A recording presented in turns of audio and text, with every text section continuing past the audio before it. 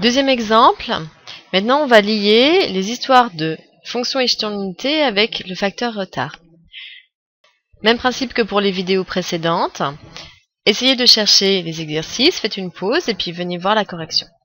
Donc première chose, on voudrait calculer la fonction f de t égale u de t moins 3. Donc c'est-à-dire que c'est la fonction u de t en fait qui s'est transformée en u de t moins 3. Ça c'est notre base. Et puis on l'a transformée en u de t moins 3 par un principe de composition. On va rappeler en dessous la forme de la fonction u de t. Donc sur le graphique ci-dessous, si on trace u de t, on se souvient, c'est la fonction qui est nulle jusqu'à 0, crochet ouvert, et ensuite elle prend la valeur 1, crochet fermé, jusqu'à plus l'infini. On a vu lors de la séance informatique que lorsqu'on faisait le principe f de t et que l'on transformait en f de t plus grand T, il y avait une translation. Donc on faisait attention, sur l'axe des abscisses, si je fais plus grand T, en fait je me décale de moins grand T fois le vecteur i. Donc ici, comme c'est u de t qui se transforme en u de t moins 3, eh bien je fais une translation de 3i. Donc partant de cette courbe-là, ça veut dire que toute cette courbe-là se déplace de plus 3 carreaux vers la droite, selon l'axe des abscisses, c'est-à-dire que u de t moins 3, si je représente cette fonction en jaune, elle va être nulle non plus jusqu'à 0, mais jusqu'à 3. Crochet ouvert, on respecte ces consignes. Et puis ensuite, elle vaut toujours la valeur 1, puisqu'une translation, elle conserve toutes les valeurs. Elle fait juste un déplacement. Ensuite, elle prendra la valeur 1. Et c'est logique, puisque ici, si je donne la valeur t égale 3, eh bien ça fait u de 3 moins 3, ça fait u de 0, ça vaut 1. On va faire la deuxième ici. Donc j'ai 3 fois u de t moins 2. Donc ici, deux choses à voir. Déjà, j'ai une histoire de u de t moins 2. Et puis ensuite, on a l'histoire que c'est 3 fois cette fonction.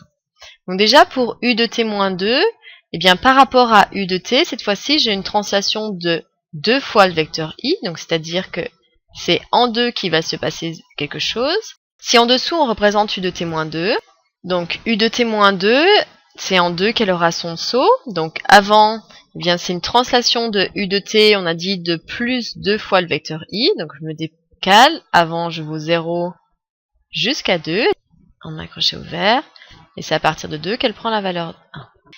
Pour notre courbe ici, ce n'est pas u de t moins 2, mais c'est 3 fois u de t moins 2. C'est-à-dire que 3 fois cette courbe ici. Donc 3 fois 0, c'est 0. Ici, ça ne change pas. J'avais un crochet ouvert ici, donc crochet ouvert ici. Et donc, au lieu d'être au niveau 1, 3 fois 1, ça fait 3. Crochet fermé. Donc voici 3 fois u de t moins 2. Dernière courbe, on veut faire une différence entre deux fonctions. Donc on va représenter en dessous ces deux fonctions. Et puis on fera apparaître sur ce graphe ici le résultat. On doit faire ici la différence entre la fonction u de t, donc on va la représenter sur le premier dessin, avec la fonction u de t moins 3. Donc si on représente u de t, bien ça c'est le cours, elle vaut 0 jusqu'à 0, crochet ouvert, et ensuite elle prend la valeur 1. u de t moins 3, eh bien elle a subi une translation de plus 3i, puisque le saut il se fait en 3, c'est en 3 que on annule t moins 3.